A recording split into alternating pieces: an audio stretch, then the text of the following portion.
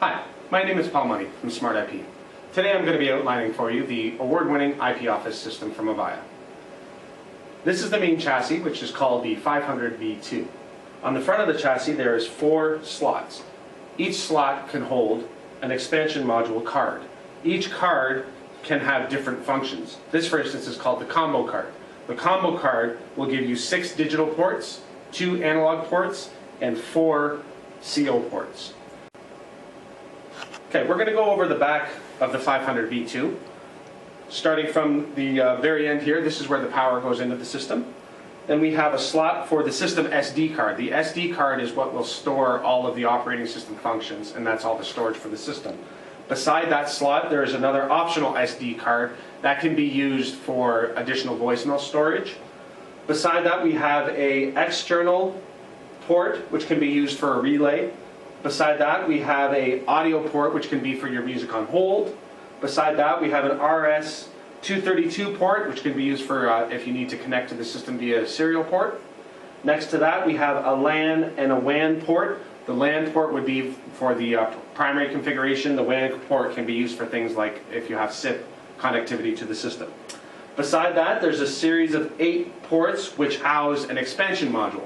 An expansion module can be anything from a digital expansion module with up to 32 more ports. It can be an analog module, it can be a PRI module, and that's another physical system that would sit on top of the IP Office.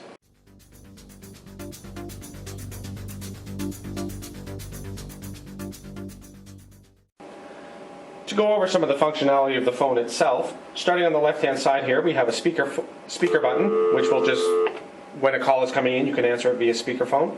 Right above that, we have a headset button. If you're using a headset, you can just plug the headset into the back, and then that's where you turn the headset on and off. Above that, we have a message button. The message button will be used for visual voicemail, which we'll be showing in a later video. This is kind of a wheel where you can select different things on the screen. Again, we're going to show that in more detail in a later video.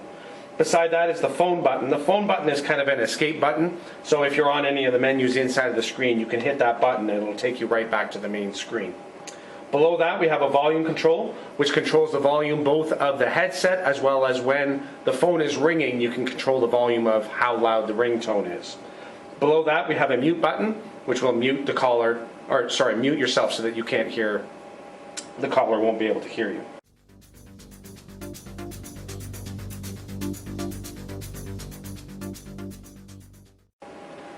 Along the middle of the phone here, we have 3 buttons: a contacts button, a home button, and a history button. The contacts button, when pushed, will give you a directory listing of all the extensions that are programmed in your system. All you have to do is scroll down to the extension that you're looking for, hit OK, and it will ring that phone. The other feature of that contacts is that you can start typing in the person's last name from the keypad. It will automatically scroll to that person. Again, you can hit OK and call that person. The button beside that is the home button. The home button is where you can do things like change the brightness of the screen, change the ringtone that comes to your phone, add personalized buttons and things of that sort.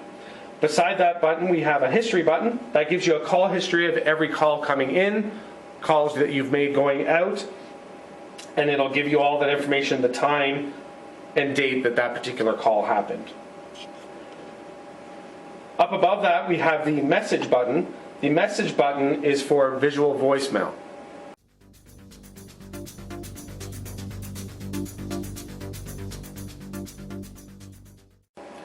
So what I'm going to demo for you now is the visual voicemail. So if I call into this extension from this phone, okay, and I'm going to send that call right to voicemail.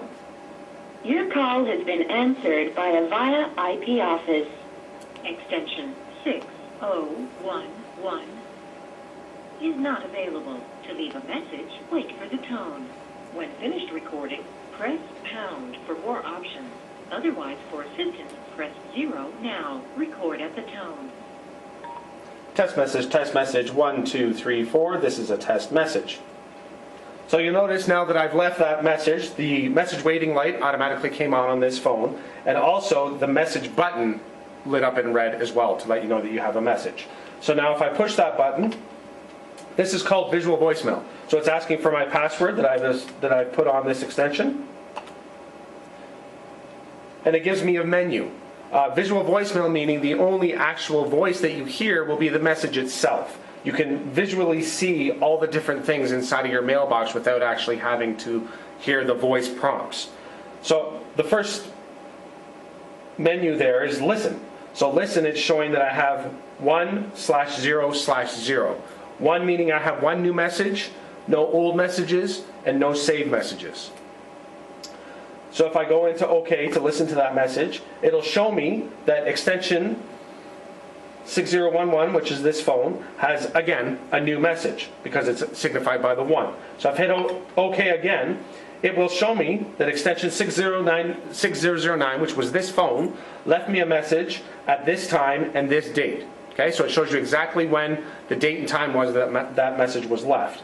You have an option to play that greeting, call back the person, or more. We're going to go into more in a minute. So if I hit play, test message 1, 2, 3, 4. This is a test message. I'll hear that voicemail that I just left from that other phone. While you're playing the message, test message 1. Play automatically turns to pause. So if you want to jot something down and pause the message, you can do that and then just replay the message. And again, you have a call button that if you hit that, it'll automatically call the person that called you right away, so you don't have to hang up and call them again. Okay? So if I go back into messaging here again, inside of here you can also set up all of your greetings. You can change your password for your voicemail. Again, this is all visual on the screen without you having to hear any of the prompts. Now that's visual voicemail. You can also, via *17 code. Welcome to Avaya IP office. For help at any time, press *H. Please enter extension and password. So through that you can go into the voicemail and still hear the audio prompts without using visual voicemail. But that feature can be turned on and off per user.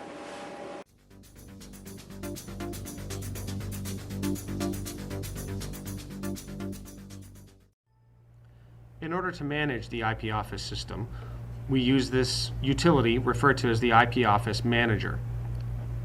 We're going to go into this manager in much greater detail in a later video, but I wanted to show you the functionality of the voicemail to email feature.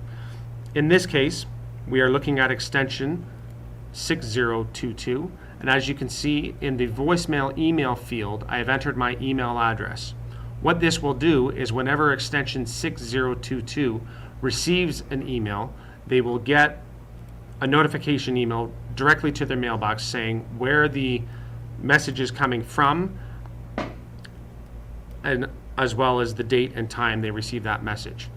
This field can also be customized to say whatever you'd like it to say. At this point, because it is just a notification, the user would either have to internally go to their phone to get their message or remotely get into the system and get their message. This field down here where it says voicemail email, where I'm on alert right now, is where you change that. It's as easy as changing that to copy, and in that case the user will get an email with a WAV file attached to the message saying what their voicemail was.